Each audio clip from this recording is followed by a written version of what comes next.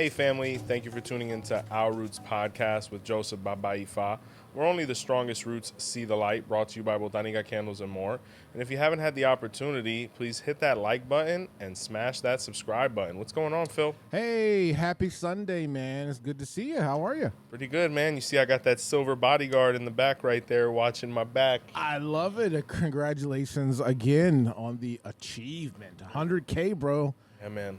Couldn't have done it without you. Couldn't have done it without your wonderful community we have here too. Likewise, brother. Big win for all of us here, and just keep going and see where this Our Roots journey takes us. So, Yeah. Really exciting, getting recognized a little bit every now and again. So, still getting used to that. But if you guys see me and you want to say hello, please do. You know what I'm saying? We're really normal people, so we love interacting with you guys for sure. Yeah, and if you want more of Joseph Baba Ifa, you can join our membership program. It's real simple. There's a little button right under this video that says join. We have 3 separate tiers. All different tiers are offering different perks, whether it's discounts on merch, access to private shows, or even our episodes early released. So get in on that.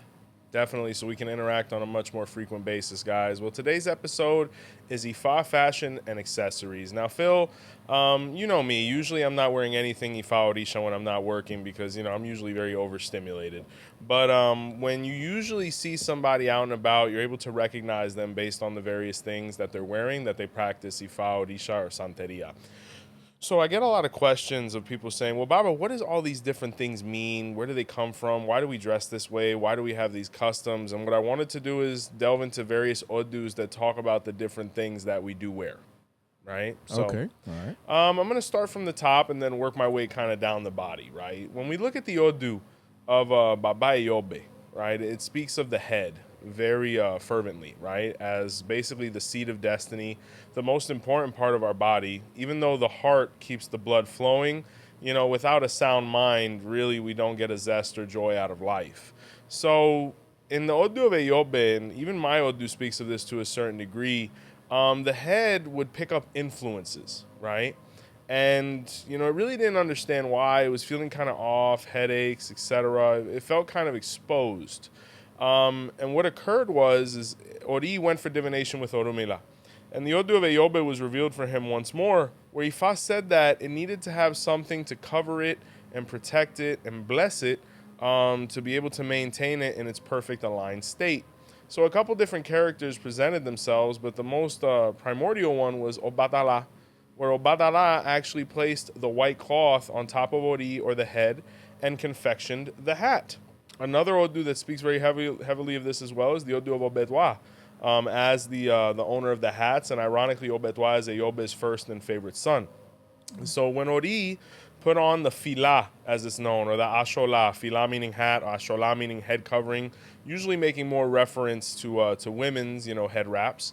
It felt good. It felt protected. It felt sound, and when it would go out and about, or if it was an Ori that was attending to another one, it would place it on itself to be able to not get any energy convoluted with the head that they were attending to at that moment. So what I mean is, for example, if I'm going to do a head rogation to somebody, I need to have my head covered, because to be able to do an ibori or 𝘃𝗶𝗱𝗏𝗏, depending how you reference it, you're basically exposing that person's eye chakra. You're opening up their destiny, spiritual brain surgery, right? So, you always want to have good practices and ethics where you're protecting them, but you're also protecting yourself. So, it's pretty much a prerequisite. When you're going to attend to somebody else's head, your own should be covered. I like that you said spiritual brain surgery. That's pretty much what it is, and that's why when Ifa work is done incorrectly, it can have really drastic effects. Like, I've seen cancer cured, I've seen cancer caused, So it's really important to follow protocol. Know what you're doing. Don't rush to things. Make sure you go through a proper apprenticeship so that you don't make any mistakes with your own destiny, but more importantly with somebody else's. I remember when I did Ifa, my godfather told me it's better to practice and mess up on yourself, because you'll get over that. But you definitely don't want to mess up with a client, because, you don't know how you're going to react if, God forbid, something you did affected them negatively beyond repair. So no professional wants to go through that. So that's the first thing. Now, the hat in the 𝗀𝗲𝗍𝗶, there's a proverb that says, not even, a hat will never be able to compete with a crown. And, that's understandable. But they also perform two very different functions, right? Where the importance of the hat cannot be overstated. So it speaks of that. And then apart from that, specifically for men, it's a very masculine thing. I remember when I was learning Yoruba with my teacher, 𝗶𝗸𝗶𝗍, she taught me a phrase that says, 𝗿𝗲𝗵𝗍𝗶, right? Which means to the right my crown is where my hat sits. And you'll notice Yoruba men, they have these nice tall hats. They almost resemble chef hats, but they're always leaning to the right, right? And that's a cultural thing for sure. Oh, Yeah. okay. Now that I recognize that now. Yeah, that's a big thing. The men wear the hair, the hat to the right. You know what I'm saying? Make sure it's proper, and we're suited up, and we're looking how we're supposed to be looking. But it's a statement, right? It's a viral symbol. It's a masculine symbol.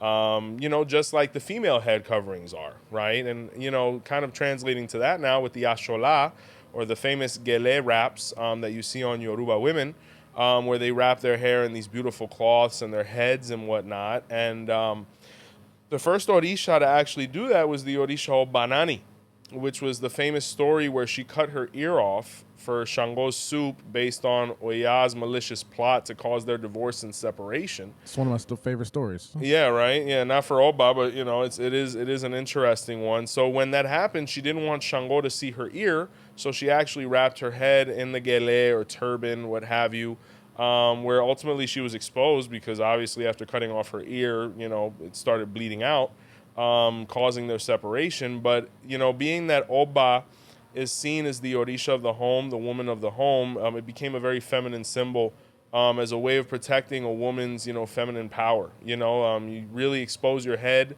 in those cases to the man that you're betrothed to, or, your partner.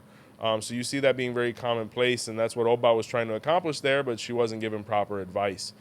So all of that can be found in odus like Eyobe, or the odu where 𝗃𝗏 came down, 𝗃𝗏𝗹𝗁𝗍, 𝗃𝗏𝗍𝗃 as well speaks of it very heavily. And basically the same concept, very feminine symbol.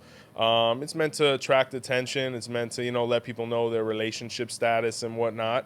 And it really is just beautiful when you look at, how talented some of these people have to be able to wrap the head that way. Or you look at some of the hats and things like that, like the intricate, sewing and things that go on. Yoruba culture is nothing short of miraculous from an artistic standpoint. So original and very flashy, to the point where, the rest of Africa, there's this huge debate going on, like who came up with certain things first. But a lot of people have been able to admit that Yoruba culture not only has influenced the continent, but is now influencing a world. And it starts with how we dress and how we express ourselves through that. So, interesting stuff, beginning with the head.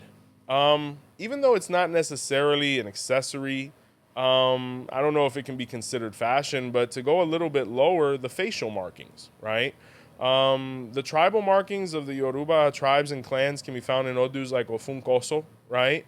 Or odus like 𝗃𝗏𝗏𝗀𝗃, or even the odu 𝗃𝗏𝗹𝗁𝗍. And each of them speak of a different, circumstance, right? In 𝗃𝗏𝗹𝗁𝗍, it says that the facial markings were utilized so that people could recognize each other because they were in constant conflict, and they didn't realize they were fighting people within their own family and clan, and that was very counterproductive.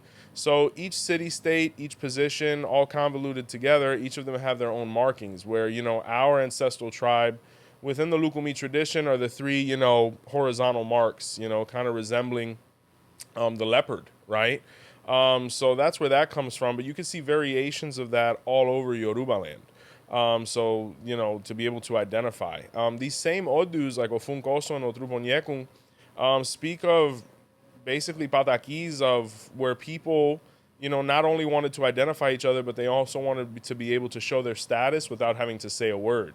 So, kings have certain markings, the 𝗃𝗏𝗍s have certain markings, the 𝗃𝗏𝗍𝗏s, the 𝗃𝗏𝗍𝗏s, everybody, the title holders, the chieftaincy holders, and sometimes these people who do these markings are so talented, you can't even notice them on certain people's faces. Like they're either super thin, or sometimes, depending on how people, express, from a skin standpoint, it can actually be quite thick and noticeable. So that's where that comes from. And in those same odus was where makeup was born. The tribal markings and, covering them up or showing them.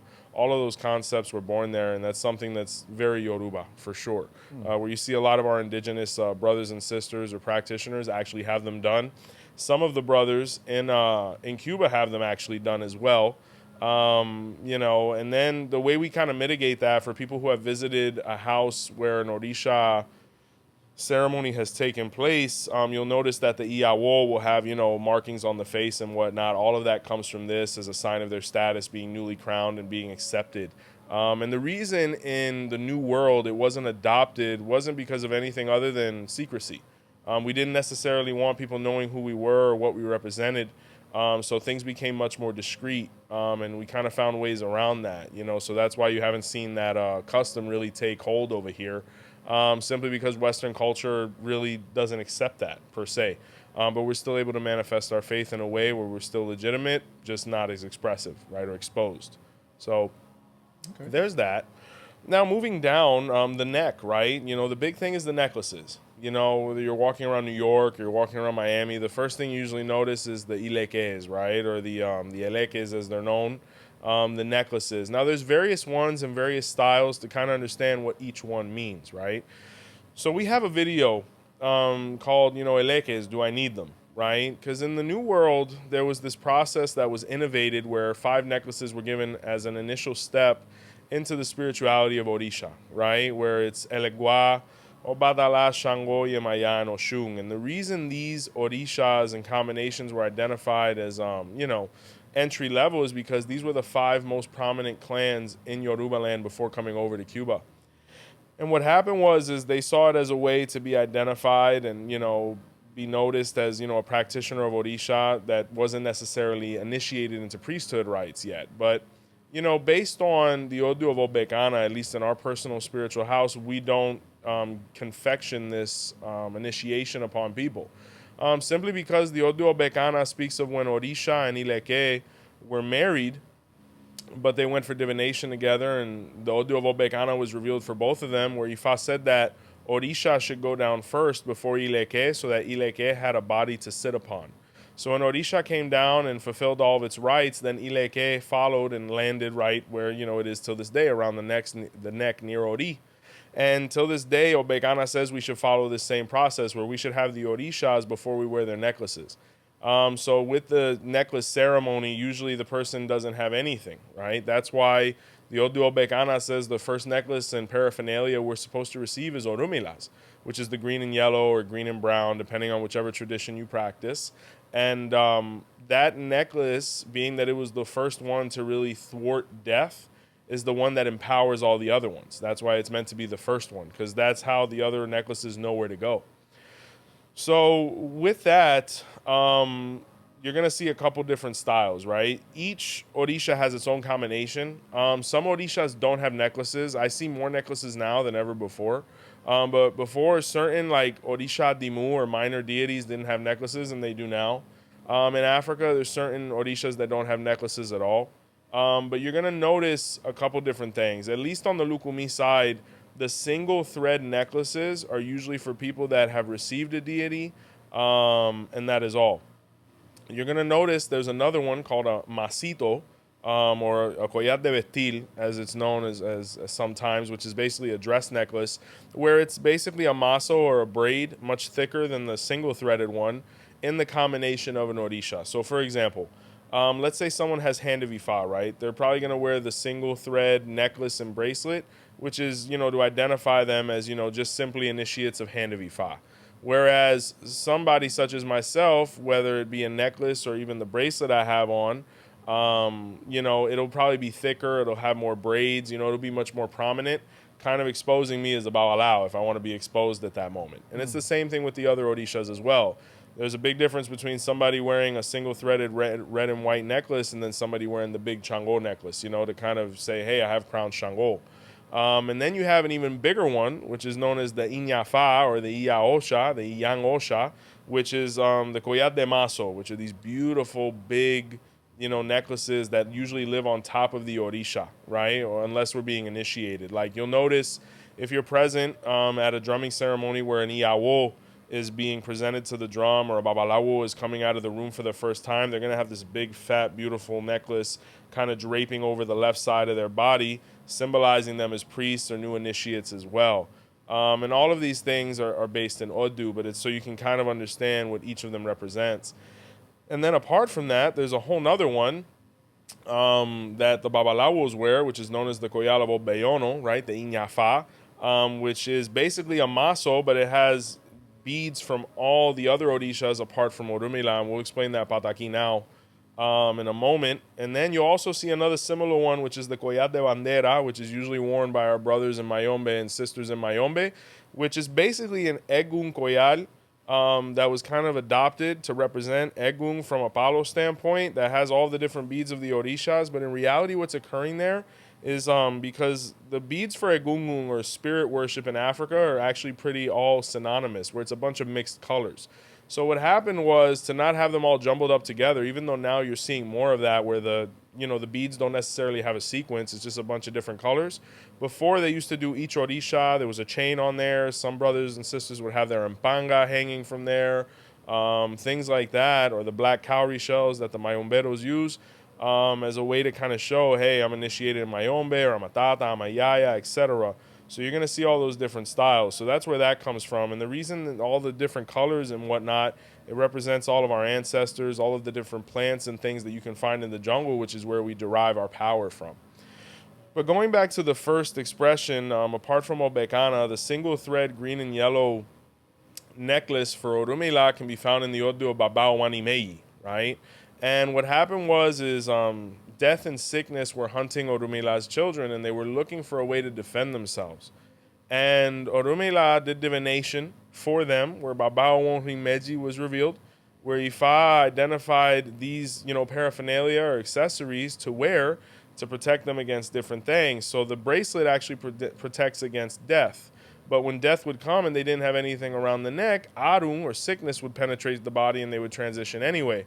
So he said they have to put on the necklace as well, at least initially, to be able to deflect not only death but his wife's sickness. So that's where that pair and combination comes from.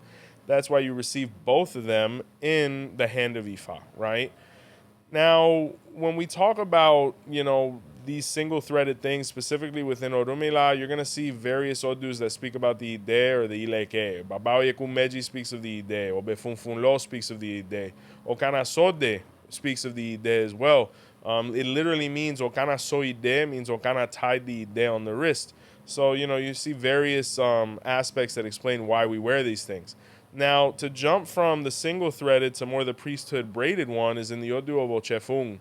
It's really ironic. I actually met a brother, and if he's watching this, what's up, George? And I actually told him this story while we were sharing a moment down there in Miami.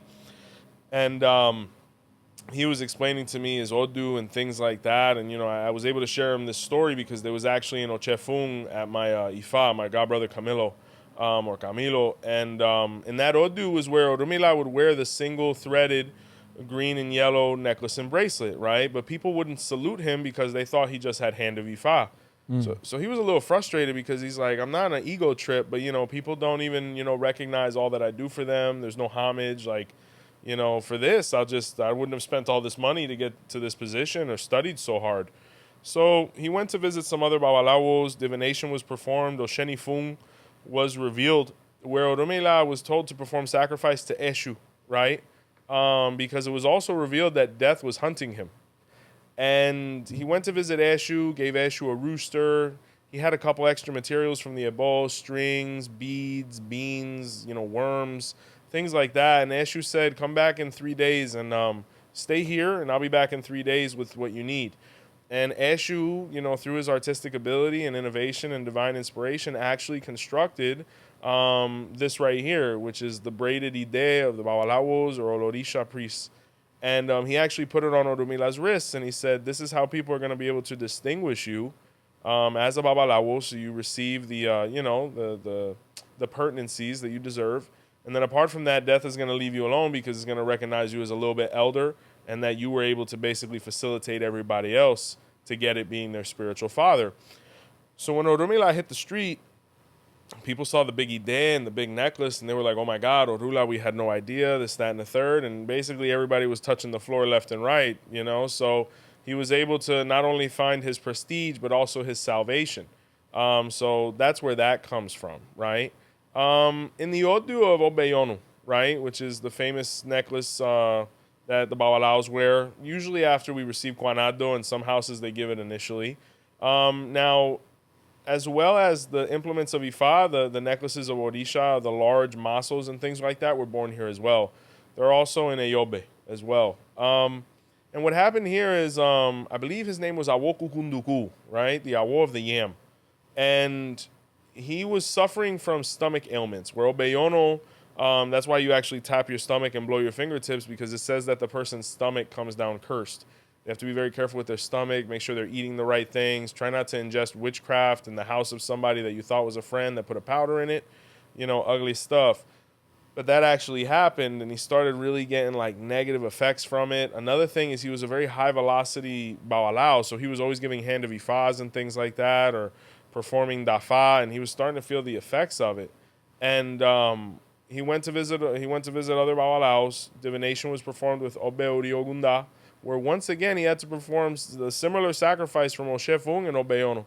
And he went to visit 𝘄𝐴, and 𝘄𝐴, based on the sacrifice, started stringing this beautiful necklace with beads and things like that, because it was identified he needed protection from all the Orishas, because he didn't know what was going to come out in divination every time he did it, or who was attacking him.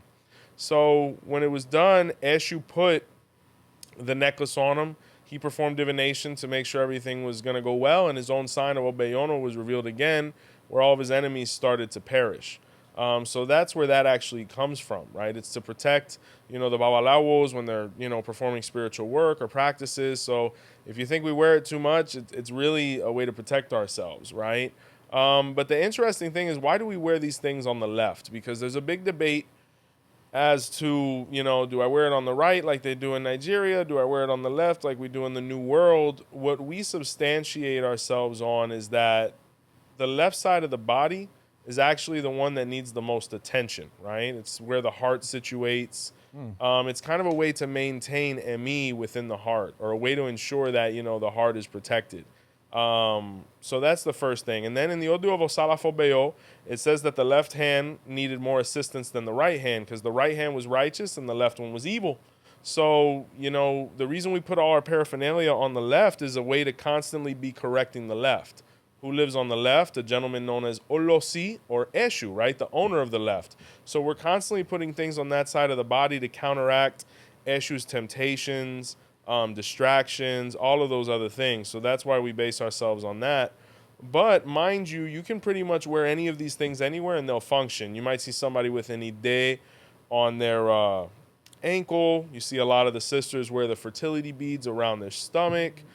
Things like that, can be found in any Odu that speaks about this concept, because some people would say that the first time the woman put on the beads, it was around her waist, right? To, preserve fertility, make sure everything was protected there, and, to kind of resemble her as being betrothed to Orula, because when we talk about a feminine area, the waist is pretty much, the seat of femininity within the female body.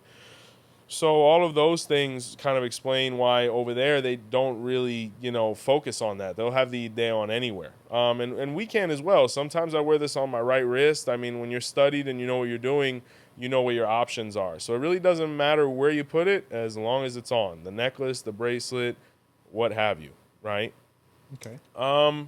Now, mind you, you're going to see a bunch of different concepts as well. Like in Nigeria, I remember speaking to some brothers over there where the way they kind of show their priesthood is by wearing the long necklace, or the Ileke, but it's just longer. And all those concepts are in 𝗿𝗶𝗸𝗁 as well, kind of, with the belly button and the stomach and whatnot. So that's kind of how they're recognized. You don't see the thick ides over there as much. I have seen them, but usually you'll see the single-threaded 𝗃𝗏𝗃𝗏 opong beads, green and brown, right wrist, a singular necklace, and it depends. Now, mind you, you got these big ones, right? Like the chiefs or the Araba wears, or the Onife, these huge, it looks like back in the 80s, like when Flavor Flav was, rocking with Public Enemy, or Ghostface with the big eagle. So it's just a symbol of their status. The jewelry aspect of our culture kind of shies away from the metallic things. You notice in Yoruba culture, you're not going to see a lot of the chiefs or the kings wearing gold and things like that. And you really see those concepts in the Odu of like 𝗃𝗏𝗏 or 𝗃𝗏𝗏𝗃, where the metals really started weighing down spiritually, and in that Odu it was identified that the beads of Ifa were more valuable than any rock or any mineral that we can mine out of the ground, you know? So that's why you'll see them shy away from that and really stick to their religious paraphernalia, which is obviously lighter and spiritually much more beneficial.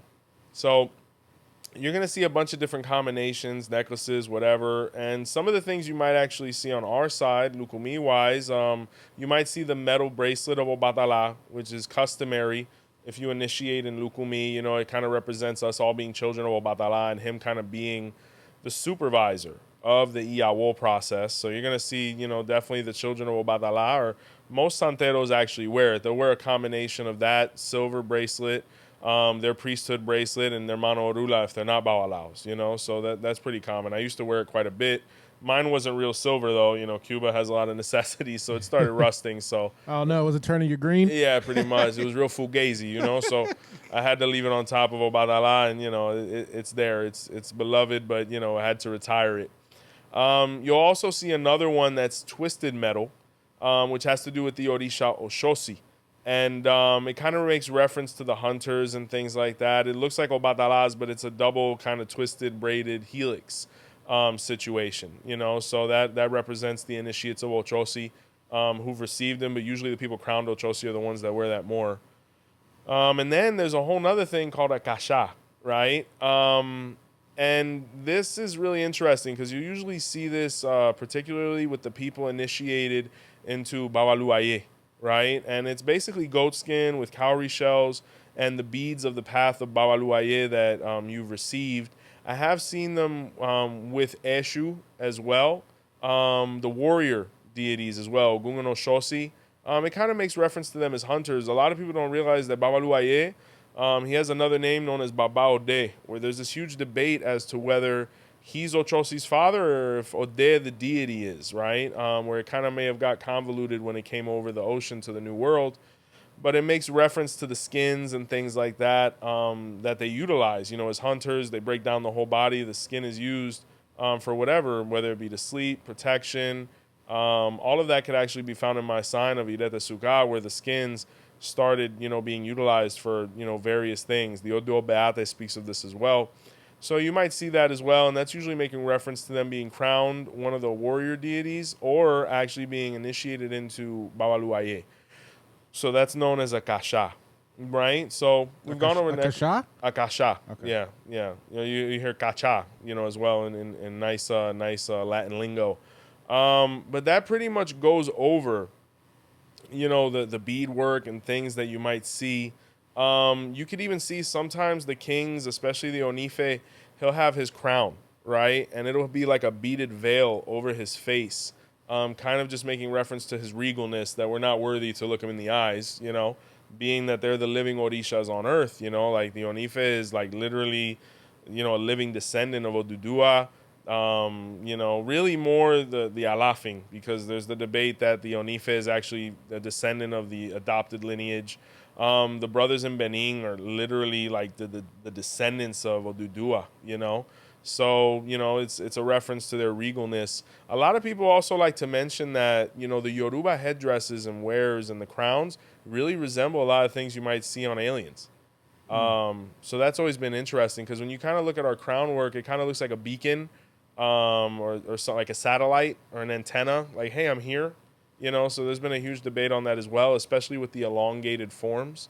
So that's always an interesting tidbit as well, especially when you kind of look at how old Yoruba culture is, and, you know, maybe there was some extraterrestrial interaction and influence over what we wear. But that basically speaks about the necklaces and the bracelets and whatnot. So the next thing is going to be clothing, right? The big common thing you see now is like 𝗃𝗍𝗃. You know, the various patterns and whatnot. They're really beautiful. I went through a 𝗃𝗍𝗃 phase real heavy. I'm thinking about getting back into one now. I got a couple pieces, you know. Nice. But Yoruba dress is really inconfusable. You know, when you look at somebody, it's pretty easy to see that they're one of us. You know, you have different things like the agbada, which is like the big overlaying cloth that they kind of fold up to kind of create this like shoulder pad look. The buba usually makes reference to like the shirt, 𝘃𝗀𝗃𝗏 to the pants. And, you know, the designs and things like that, you know, the different materials, You know, there's one known as 𝗃𝗃𝗃𝗃, which is really high quality that usually the kings or the chiefs wear. A lot of people don't realize, you know, those things, you know, that even though they're beautiful, you would never imagine some of those cloths will run you $500, $1,000. You know what I'm saying? They're really, you know, That's pricey. it'll put a pair of Jordans to shame. You know what I'm saying? So that's when it becomes really, you know, recognizable and things like that, as far as, you know, the way we dress and all of those different things. But you know, Orunmila was really a trendsetter when it came to clothing. You know, he was really the first one to start implementing these things, and each of the articles actually manifested in Odu. And when you look at various Orishas as well, probably the most vain was 𝗃𝗶𝗸𝗏, because 𝗃𝗶𝗸𝗏 was the first one to really manifest the white cloth. The white cloth being something that, you know, is there when we're born, it's there when we pass away, and he was really the first person to kind of, you know, be flashy and really flex when it came to a fashion standpoint, as far as, you know, him being recognized. So when you see some of the chiefs or the elder Orisha kind of walking through, if you notice, they were really pristine. They really would take care of their appearance and make sure that they were recognizable and representing the Orisha in the best way possible. And that really leads us to another thing as well, is the importance of ceremonial clothing, right? There's a couple different things you'll see, right? Most of the time when I'm working, I'm usually in scrubs or Crocs or some sweatpants. I like to be real comfortable, right? When you're working, there really isn't too much attire. But, you know, you want to make sure your legs are covered. You want to make sure you're as presentable to the Orisha as possible. Women in skirts, things like that. But when you start looking at colorways and things like that, that's when you can start identifying people. So usually if you go to like an Orisha process, you'll be wearing one of two color schemes. You'll either be wearing the one that's with your Orisha. Let's say I'm a son of 𝗀𝗃𝗃 and I got invited to a Santo. I'm probably going to have something identifying that. Or the new thing now is, you know, they'll have like a set made for everybody that's going to work, and everybody's rocking red because we're crowning a 𝗀𝗃𝗃. So that's an easy way to identify. Or, for example, you know, if we're working in Ifa, the customary gift was always a nice hat for the table. Nice. You know, and once again, it's kind of a euphemism for the crown. You know, when you look at all the brothers sitting around, everybody's on the last day, the day of title, the 𝗃𝗍𝗃, the new brother, he's looking the best, all white, you know, with his paraphernalia on, just really symbolizing him as, hey, this is a new king, you know. Or if we crown Orisha, when you kind of go to the middle day, you know, the first thing they'll be wearing is like their breakfast clothes. So being that it's really, you know, Creole influence, Caribbean influence, the ginga material is used, like, which is the squares with the white checkerboard type thing. So for example, like when I crowned Oshun, it was yellow squares and white squares, and it would come with the hat, you know, the kind of like the dress shirt to a certain degree. You'll probably wear some white pants with it, and you'll get through breakfast. And then, you know, the second part of the day is when, you know, you come out in your full regalia. Now, in Lukumi practice, you'll see that, you know, we really wear the color, you know, and you'll see a lot of satins and things like that. The spiritual initiatory clothing used to be much more rustic. Like, satin wasn't a material that you could just get like that. Like, if you look at the old trajes, when unfortunately, like, you know, an Orisha dies or anybody dies, they're dressed in their ceremonial clothing. You'll notice that the older, you know, trajes or the older, you know, combinations, there wasn't no satin. It was rustic cloth, matte cloth, you know, and I always found really a lot of beauty in that, because I've always been a very, like, rustic guy when it comes to that. But you notice now it's really, a lot of them can be, you know, flashy. I mean, it's to the person's taste as well. But you'll notice that they'll bring them out and present them to the drum in their full clothing, you know, kind of dressed like the Orisha. You know, if you're crowning Yemaya, it'll be blue. 𝗀𝗃𝗃, it'll be red and white. In my case, I was crowned Oshun. Mine was yellow. And, you know, they're brought out that way. Now, when you look at an initiatory standpoint from Yoruba land, you know, you usually see them in the white blanket, kind of like a toga concept. I guess the Greeks got that from us. Oh. Yeah, but it's just the white cloth, once again, kind of making reference to 𝗃𝗏𝗏 and the new birth and the new life and things like that. And then you'll notice they'll be changed into their ceremonial clothing, which isn't as medieval kind of as ours is, where they still kind of maintain the Yoruba garb, you know, like the ones that we've mentioned. Another accessory that's going to be pretty easy to notice, especially if somebody's just been initiated, especially in Orisha, is the parrot feather, right? So the parrot feather in the Odu of 𝗶𝗶𝗹𝗁𝗍, it's also in 𝗃𝗶𝗱𝗁𝗍, 𝘄𝗵𝗨𝗋, 𝗵𝗏𝗀 was basically seen as the symbol of regalness. You know, that's why technically when you look at 𝗿𝗲𝗿𝗃 or the African gray parrot, you know, it's seen as the king of birds. And the reason being is because its plumage was blessed in the Odu of 𝗃𝗶𝗱. And what occurred there was the parrot was invited to a competition that was going to happen at Olodumari's palace, right? And he was going to crown the king of birds. So the parrot, they say, went in all white, you know, because at that point the African gray parrot was all white. So he did divination beforehand. He performed ebo, and you know, Ifa told him to perform sacrifice with food and things like that, and to feed whoever needed it on the way there. So he actually ran into a woman. He fed her. She asked him where he was going. He said, I'm going to Olodumari's palace for the competition. And she gave him a piece of advice. She said, you know, if anybody does anything to you that you don't like, don't try to fix it. Just allow it to be. And he thought that was kind of odd. So when he walked into the palace, all the other birds were there. The vulture, you know, the 𝗃𝗏𝗹𝗁𝗍, the 𝘃𝗶𝗱𝗏𝗃, like all the birds indigenous to Africa were there, the peacock. And when he walked in, you know, they realized, like, yo, this guy's going to win. He's smarter than us. He's more charismatic than us. He looks better. Look at him. He's in all white, not a blemish on him. We're going to sabotage him. And what they did was they picked up ash and a powder known as osunaburu, and they started throwing it on him. They started smearing it on his face. You know, they bullied him, basically. They almost killed him. And the parrot remembered what the old lady said and decided to just say, hey, the hell with it. I'm going to stay. I don't want to insult him and him think I didn't show up. And, you know, the lady said this, so whatever, I'm here. And when Olodumare came out and sat down in his throne, you know, the peacock spread its feathers, the vulture, all these, you know, beautiful, the flamingo, everybody was doing their dance and their song. And Olodumare looked at 𝗿𝗲𝗿𝗃 and said, man, that's an interesting choice of clothes for this. And he was like, Papa, you know, I'd really, you know, he didn't even snitch. He didn't even tell on nobody. He said, you know, I tried to get here as early as I could. I was late. I was doing some things. You know, I just, you know, I know I'm not going to win, but I just wanted to be here with you today, you know. And he looked and he said, who told you you weren't going to win? And he said, I like what you did. It's real original. You know what I'm saying? So the crown is yours.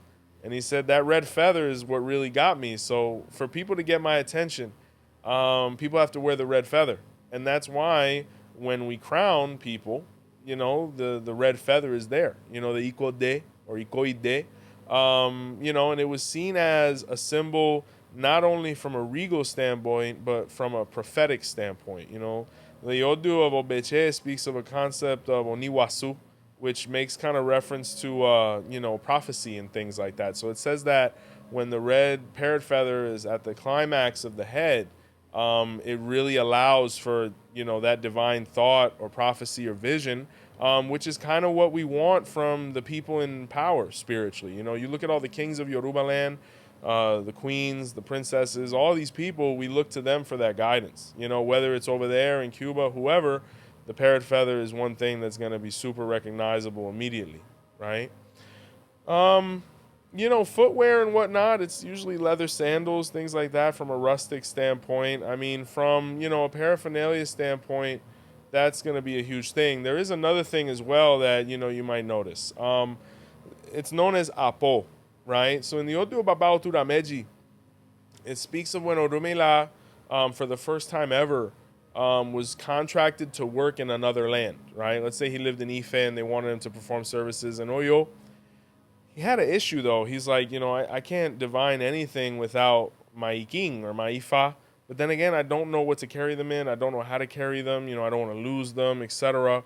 He performed divination where 𝗵𝗏𝗍𝗶𝗏 was revealed. And, you know, Ifa basically told him to, you know, perform sacrifice with the goat to 𝘄cie, who's kind of his, you know, I kind of look at 𝘄cie as the patent office. Okay. Because every time that something incredible was, you know, invented in Ifa, it was usually 𝘄cie who did it. So when they sacrificed the goat, 𝘄cie skinned the goat and made a satchel out of it, or a merce. And he put it over his shoulder to the left, of course, and he put his Ifa in it. And he said, this is how you're going to transport your iking, right? And he did.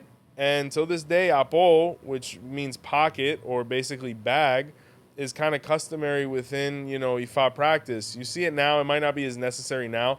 I remember back in the days, all the Babalaos would travel their Ifa in a Crown Royal bag. The old, Really? yeah, that was the big one. Everybody would have their 𝗃𝗏𝗏𝗃s in like the old Crown Royal bag. And I had god brothers that had like hundreds of them. I'm like, man, y'all got to slow down. You know what I'm saying? He's like, oh, I just drink all of this for the bag. Yeah, okay. Yeah, sure. He was just giving out bags, and then the color, oh, you got that color. But, some of them, because when you get the 1.75, that bag's pretty big. So they'd be able to fit their Ifa in there and they'd keep it moving like that. But now you see there's a big push, with the more traditional one. Like I have one, it's kind of pinkish, like magenta, and it has an elephant on it. And, whenever I have to move my Ifa around, which isn't too frequently anymore, I move it there. But if not, it's kind of living on my Ifa. So you're going to notice that. It's pretty easy to recognize a Babalawo because some of them on their satchel, they'll have their Odu of Ifa painted on it, kind of, saying, hey, this is who I am. And you see that with Orisha as well. They'll have an 𝗃𝗶𝗸𝗁, where the Orishas would usually be transported in like these custom-made bags when we would crown in Cuba. The shells, all these things, it had its luggage. So that's an easy way to be able to recognize somebody as well. From a fashion standpoint, I think another great topic to touch on as well is tattoos. A lot of people, ask me all the time, hey, Baba, are tattoos allowed? I've been told that, tattoos are taboo after you're crowned, etc. And all of that's erroneous. You can get as many tattoos as you want, ultimately, yeah. Unless, something specifically in your sign is like, hey, be careful with needles, be careful with, like if somebody was the 𝗃𝗶𝗶𝗃𝗃, where it speaks of the needle and things like that, I'd be a little cautious, But as far overall, tattoos have been a part of Ifa from its inception, and that's in the 𝗃𝗶𝗶𝗃𝗃. We'll bring it full circle with this story. Orunmila was the Babalawo of Oduduwa's palace, right? But Oduduwa, being king, was really busy and he really didn't have time to be intimate with his wife. And his wife, was started having a wavering eye. And she noticed Orunmila, who's a good-looking guy. And they started carrying on an affair in the royal bedchamber. Oh, no. And I tell you, these are the stories y'all like, these Jerry Springer stories. These are the ones, the shorts, go viral. I know. But we need somebody, I need an animator. If you're watching this and you're an animator, if you can animate some of these shorts, that would just be amazing. Hilarious, yeah, looking like Adult Swim. And, Orula was getting really scared because he was in love with the queen, but he respected Odua, within quotation marks, and he didn't want to die. So he did divination. The Odu of 𝗃𝗶𝗶𝗃𝗃 was revealed, where Ifa said he needed to tattoo the leopard spots all over his body. And he did. And the queen was with it. So, the next time him and her, were finagling, as we'll say, Oduduwa walked in. But Oduduwa didn't see a man. He saw a leopard sleeping with the queen. And he got so scared, he never slept with the queen again. He just stuck with his concubines. Oh. And Orula was able to basically save his life. Now, the interesting thing about this, apart from all of that, is I don't know if it's because I'm really confused at this point. There's so many Arabas. There's so many like people sharing the same title over in Yoruba land, and people are like, no, this is the legitimate one. No, he's the one. No, this. I don't really get involved in all those politics, but there is one of them over there that they actually basically dress him like the leopard, and the king has to be in a certain place when he arrives, and someone has to be gone when he comes back. This is a reiteration of this story because Oduduwa, who was the king, couldn't come in contact with the leopard because that would be the end of him. So it's a really interesting process when that position gets crowned over there, or gets initiated. But tattoos originated in Ifa, where they would actually tattoo like the symbols of the animals on them. Like there's a clan over there. They won't tattoo it, but they'll actually do like 1,000, minute cuts to kind of resemble, alligator skin. Like when it heals, the bumps actually raise. So, it's another way to kind of identify us as well. But when we're talking about from an accessory standpoint, fashion standpoint, the Yoruba people were trendsetters from the very beginning, whether it was bronze, like, the Oshun priest would wear like bronze and copper bracelets, which actually became gold in the New World. Yemaya was identified with silver, 𝗃𝗶𝗶𝗃𝗃 as well, 𝗃𝗏𝗃𝗃 with the bronze. You know, and all these different beautiful aspects of our culture and things that you see. This is just to really scrape the surface of it. But when we talk about it, you know, it can't be overstated. The Yoruba people were always at the forefront of expression. So I love that, the fact that a lot of these are still in everyday culture, absolutely. like everywhere. Yeah, when you look at tats, I Yeah. mean, you look at the concept of a necklace, even the rings, you know what I'm saying? Like in the 𝗿𝗶𝗸𝗍𝗃, it speaks of, I believe the word is 𝗃𝗲𝗃, which is makes reference to ring. In the 𝗿𝗶𝗍𝗃𝗃, it speaks of the wedding ring. They were really at the forefront of all these things. They had all these concepts thousands and thousands of years ago. So, you know, it's something that's been able to stand the test of time. And to be honest with you, it looks good. I mean, you know, at the end of the day, every now and again, I get the itch. I go straight traditional. You know, I'll do the full suit. I'll rock my sandals, and I keep it moving, and I love it. I wish I could dress like that every day because it's the most comfortable thing on earth. It gets a little hot sometimes, but you know, there was actually one thing I saw one time where there was this New World brother, and he was criticizing another brother who was initiated New World, but was, you know, trying to adopt a little more of a traditional lifestyle, and he was wearing the full regalia. And he was criticizing him. He said, you know, how could you wear that? You know, our ancestors used to wear suits to ceremony and this, that, and the third. And he said, well, my brother, at the end of the day, I dress however I want to dress.